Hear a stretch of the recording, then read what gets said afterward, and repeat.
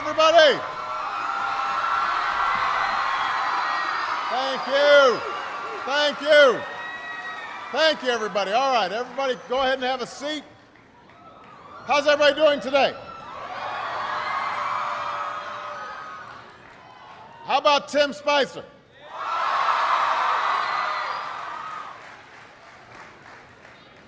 I am here with students at Wakefield High School in Arlington, Virginia, and we've got students tuning in from all across America, from kindergarten through 12th grade.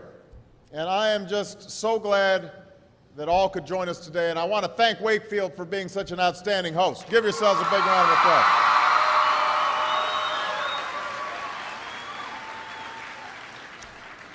Now, I know that for many of you, today is the first day of school.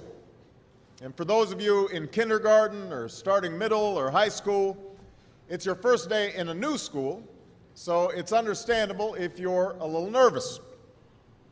I imagine there's some seniors out there who are feeling pretty good right now, with just one more year to go. And no matter what grade you're in, some of you are probably wishing it were still summer, and you could have stayed in bed just a little bit longer this morning. I know that feeling.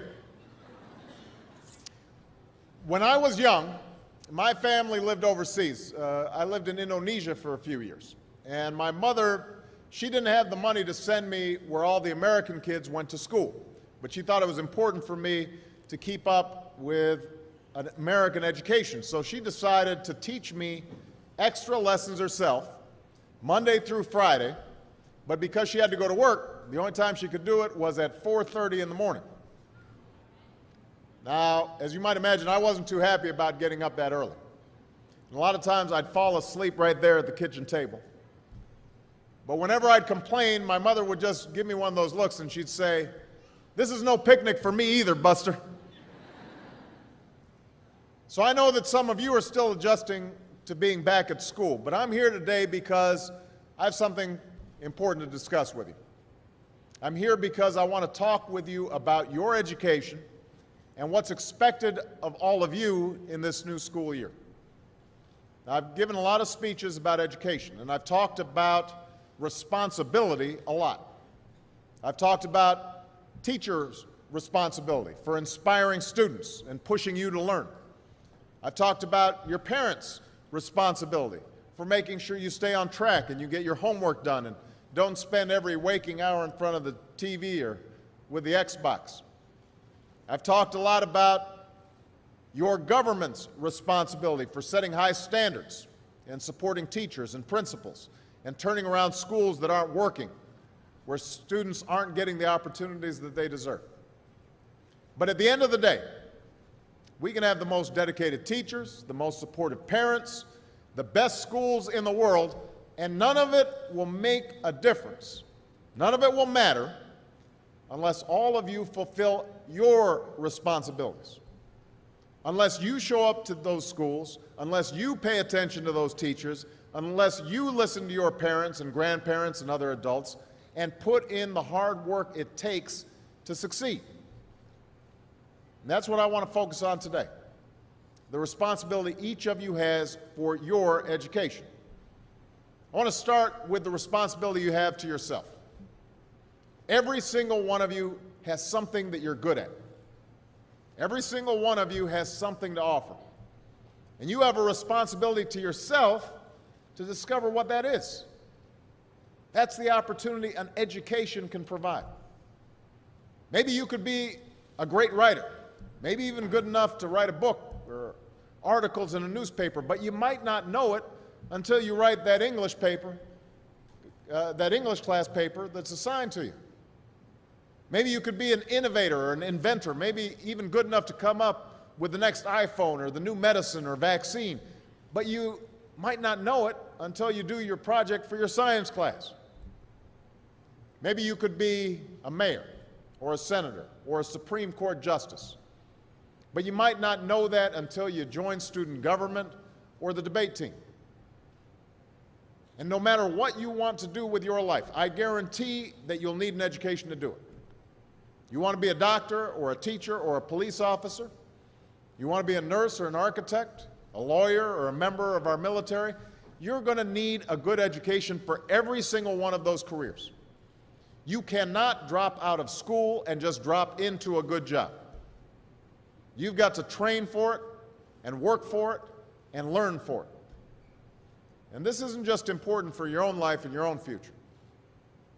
What you make of your education will decide nothing less than the future of this country. The future of America depends on you. What you're learning in school today will determine whether we as a nation can meet our greatest challenges in the future.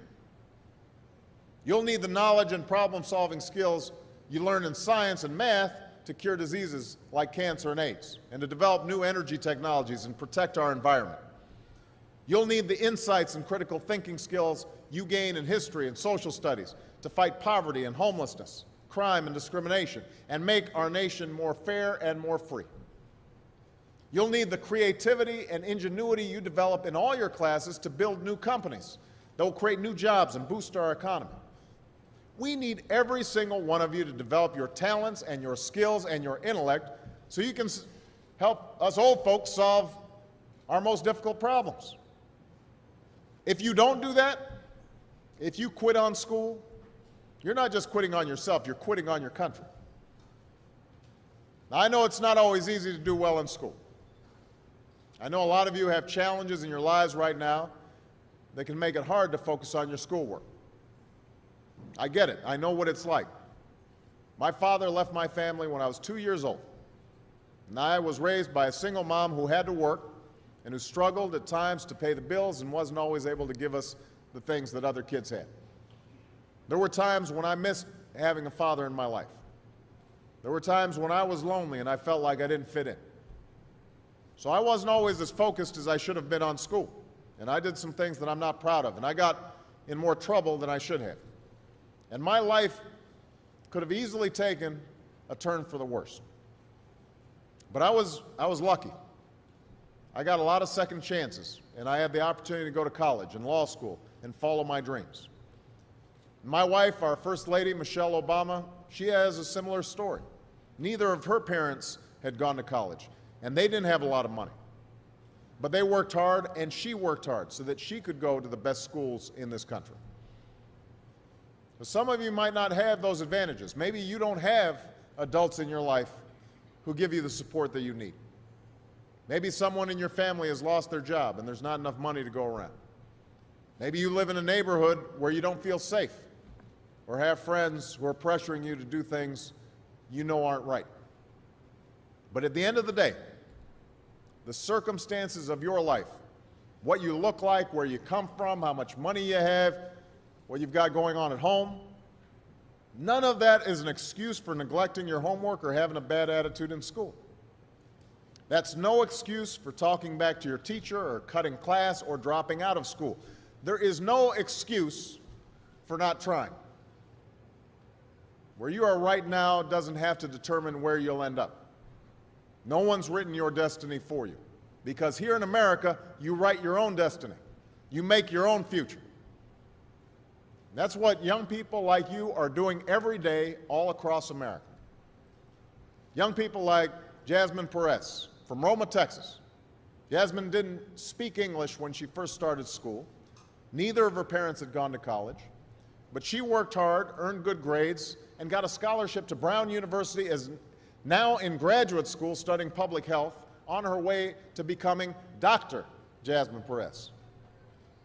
I'm thinking about Andoni Schultz from Los Altos, California, who's fought brain cancer since he was 3.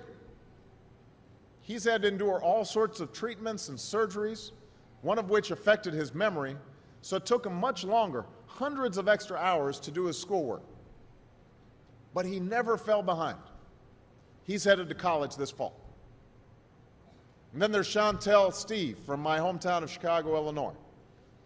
Even when bouncing from foster home to foster home in the toughest neighborhoods in the city, she managed to get a job at a local health care center, start a program to keep young people out of gangs, and she's on track to graduate high school with honors and go on to college. And Jasmine, Andoni, and Chantel aren't any different from from any of you. They face challenges in their lives just like you do. In some cases, they've got it a lot worse off than many of you. But they refuse to give up. They chose to take responsibility for their lives, for their education, and set goals for themselves. And I expect all of you to do the same. That's why today I'm calling on each of you to set your own goals for your education and do everything you can to meet them. Your goal can be something as simple as doing all your homework, paying attention in class, or spending some time each day reading a book. Maybe you'll decide to get involved in an extracurricular activity or volunteer in your community. Maybe you'll decide to stand up for kids who are being teased or bullied because of who they are or how they look. Because you believe, like I do, that all young people deserve a safe environment to study and learn. Maybe you'll decide to take better care of yourself so you can be more ready to learn. And along those lines, by the way, I hope all of you are washing your hands a lot and that you stay home from school when you don't feel well so we can keep people from getting the flu this fall and winter. But whatever you resolve to do, I want you to commit to it. I want you to really work at it. I know that sometimes you get that sense from TV that you can be rich and successful without any hard work, that your ticket to success is through rapping or basketball or being a reality TV star. Chances are you're not going to be any of those things. The truth is, being successful is hard. You won't love every subject that you study. You won't click with every teacher that you have. Not every homework assignment will seem completely relevant to your life right at this minute. And you won't necessarily succeed at everything the first time you try. That's okay. Some of the most successful people in the world are the ones who've had the most failures. J.K. Rowling, who wrote Harry Potter, her first Harry Potter book was rejected 12 times before it was finally published. Michael Jordan was cut from his high school basketball team. He lost hundreds of games and missed thousands of shots during his career. But he once said, "I have failed over and over and over again in my life, and that's why I succeed." These people succeeded because they understood that you can't let your failures define you. You have to let your failures teach you. You have to let them show you what to do differently the next time. So if you get into trouble, that doesn't mean you're a troublemaker. It means you need to try harder to act right. If you get a bad grade, that doesn't mean you're stupid. It just means you need to spend more time studying. No one's born being good at all things. You become good at things through hard work.